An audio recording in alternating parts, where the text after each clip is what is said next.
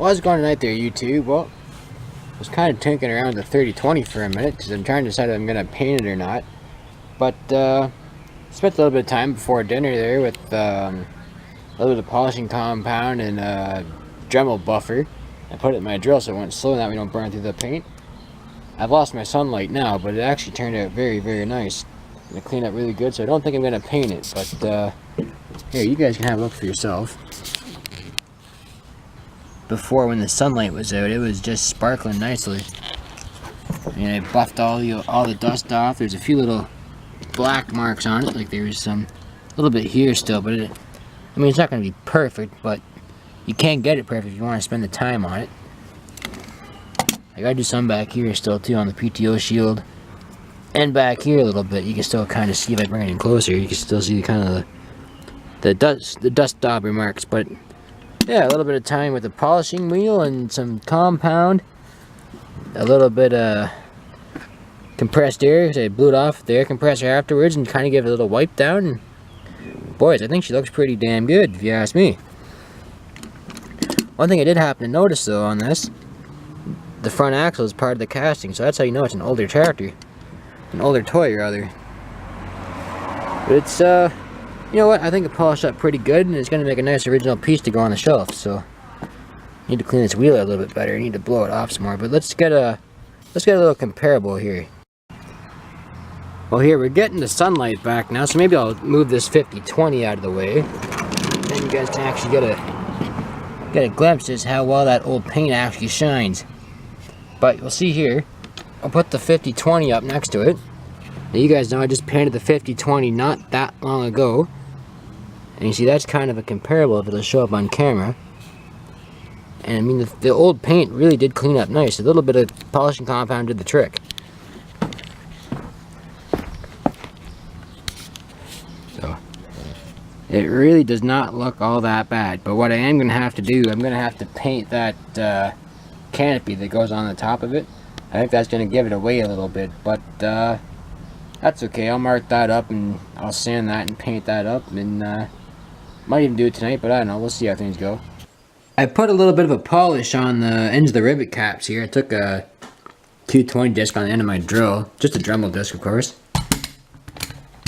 Kind of polished those up a little bit, and those cleaned up real nice. Just a little bit of surface rust on them. Of course, it's an older toy, so no big deal. Of course, you guys saw the exhaust already on. I just shoved it on tonight too, but I did that before the video started. But yeah, I think that one's pretty much ready for the shelf with the exception of that canopy. I also wanted to mention too, I know in an earlier video I mentioned opening up a Patreon account. I didn't go with a Patreon account. I actually opened up a PayPal Me account, which is like a link to a PayPal account.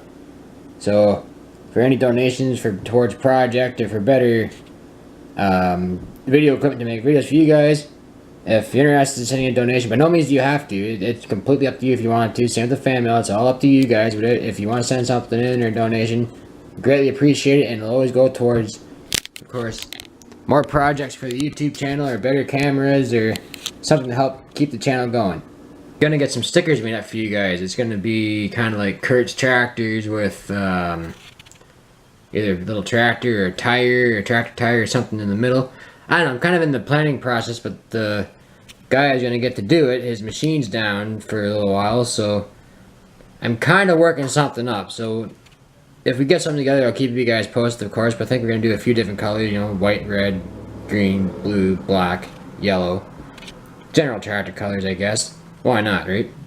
But anyway, thought I'd let you guys know about that, and maybe about a month or two time we might actually have something, but I'm not going to fully let the idea out until I've got the stickers in my hand for you guys, and that way if you're interested we can do something. I don't think that can be very expensive, I don't think, so not sure what they're gonna cost, but I guess we'll wait and see. Got the holes drilled in our topper here for the canopy.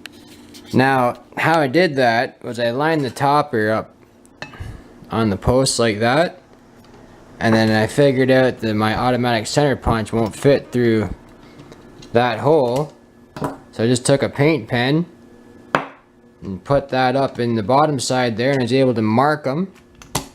Come over here with my topper. Of course I drill from the bottom side. I punched those holes out, and then I drilled them. It's pretty simple to do. So now, we'll go look after this rust problem. I sanded off the little burrs here. Of course I went through from the top side, but that's okay. Those should clean up pretty good, so we'll go to the shop and we'll get her yeller, I guess. This guy's propped up on the old Everstart lawn tractor battery here, and put some color on this canopy top here. Hopefully I can get it without it spinning too much. Yeah, this is going to be not good. As in spinning.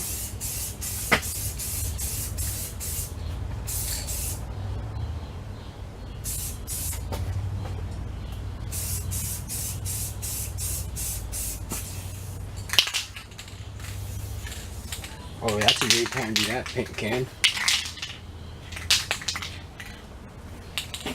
Great time to do that. Alright, let's try the green nozzle.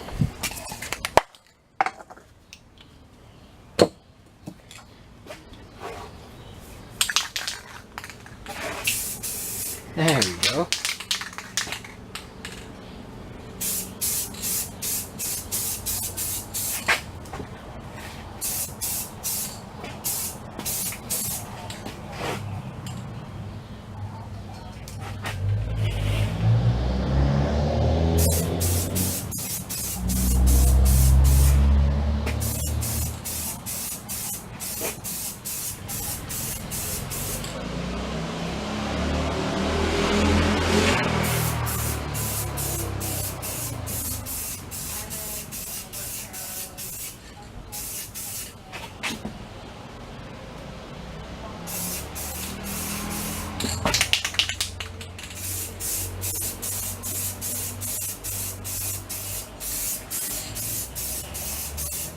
There.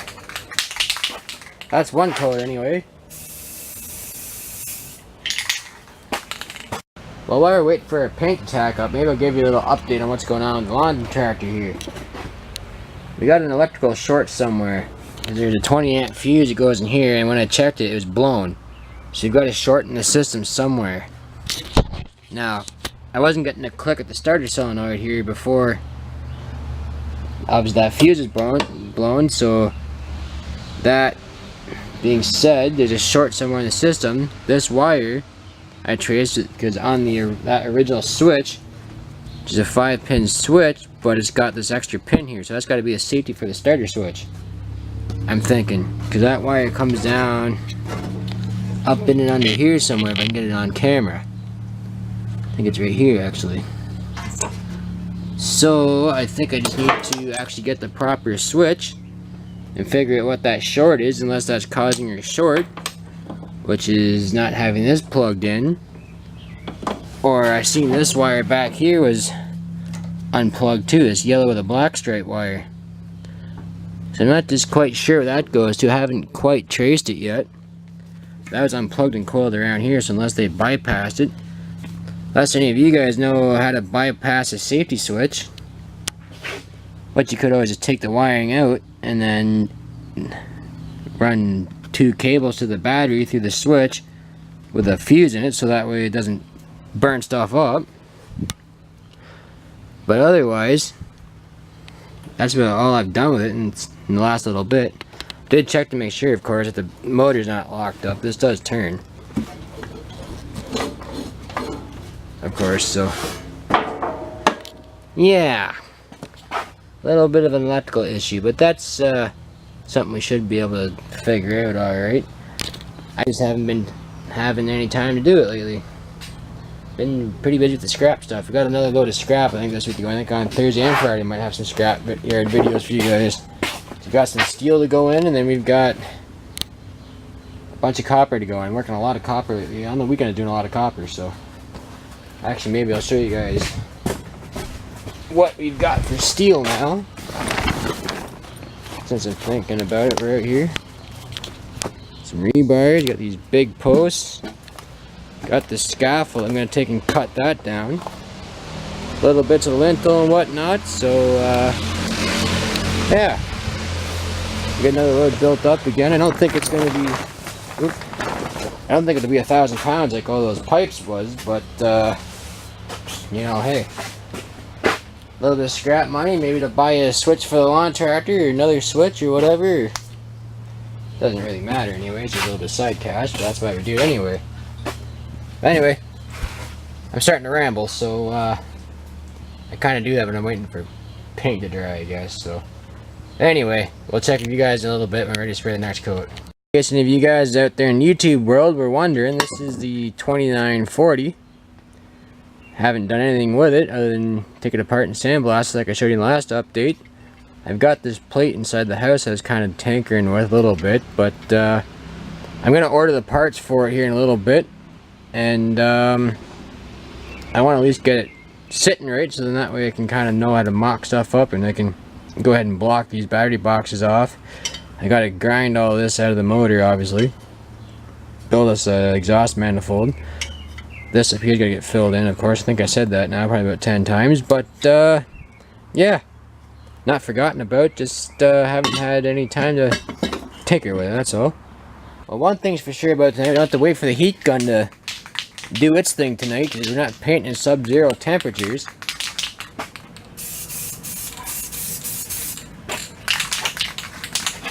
Plenty warm in here as it is.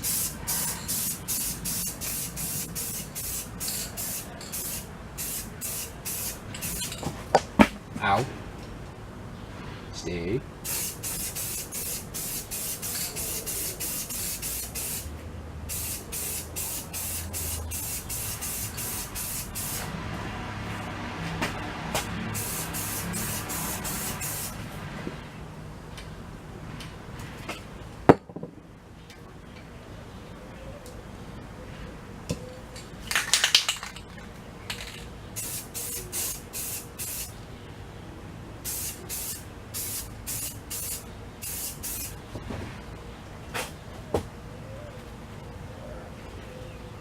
There.